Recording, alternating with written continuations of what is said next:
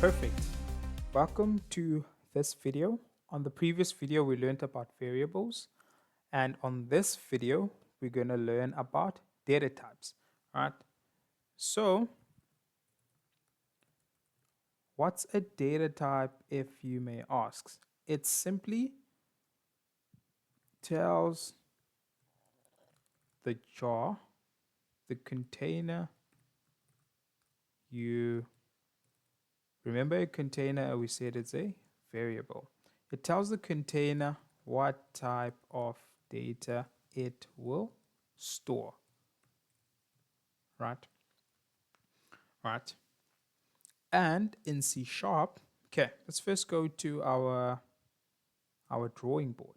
You remember on the previous video we had this, right? And so now we're extending it to say each jar should know and should only keep or take care of only one data type, right? That's the C sharp rule. You can't in one jar have an apple, a banana. Let's change this color to a banana and then still have um, an orange. It can't work that way, right? So this jar should only store oranges and oranges only, right? That's the type of data. It only expects oranges, nothing else, right? And so this jar, never mind about the names, and this jar should only store apples and apples only, and this jar should only store bananas and bananas only.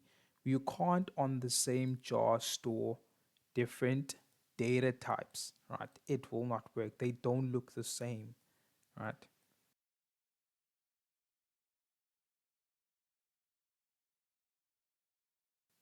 Yeah. So now let's move over to Visual Studio, right?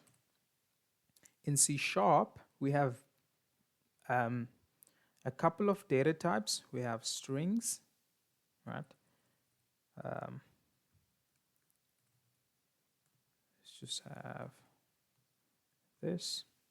And then here we have strings, we have integers, we have doubles, we have booleans. And these are the basic data types you need to know, right?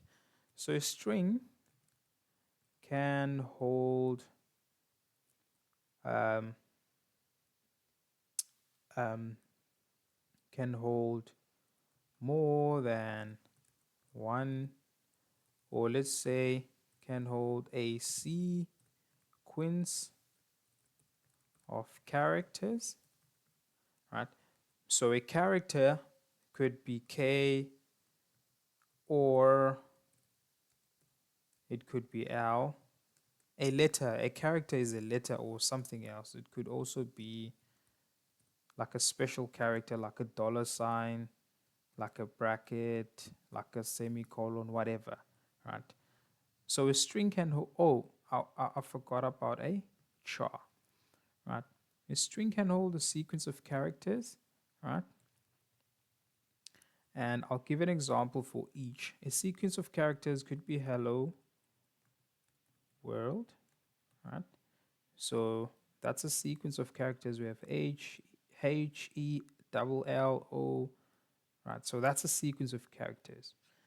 And an integer can hold whole numbers, right? Whole numbers, an example would be 1, 2, or 3, or 23, any number basically. And a double can hold true or false. Can either be true or oh sorry, that's a boolean. Let's delete this. A double can hold a number with decimal values. For example, could be 2.54, 5.3, etc., etc. Right, I'm just going to separate each with a new line. And so a boolean, as mentioned, it can hold true or false, right? It can either be true or false, nothing else, no numbers, no nothing. It's only true or false. And then a char, almost similar to a string, but it can only, emphasis on only, hold one character, not a sequence of characters, only one character. K, K, and K only, right? Can be K and K only, right? And so here we have string. We're describing the data that's going to be stored inside of this variable, right? So immediately when we say string, this container of ours expects a sequence of characters. And it doesn't necessarily have to be a sequence. It can even be K, right? It will still work. It can be KE, does not matter, right? And then the integer specifies to this variable that it expects a number, any number, right? And then we gave it a number 41, and then a boolean expects true or false, right? So if we were to assign here something like true in um, in double quotes, it will not work, right? Because double quotes, anything that's inside of double quotes denotes that that type of data is a string. It's a sequence of characters, right? So we're going to leave it as is, right? And let's just add one more, a char. Let's say, let's call it gender. It's the most, can either be F or M, right? It works. But if we come here and say female, it's going to give us an error immediately. If you see here, it says too many characters in character literal. I said here it can only hold one character, right? And so those were data types in C#. Thank you for watching. Don't forget to like, subscribe, and leave a comment down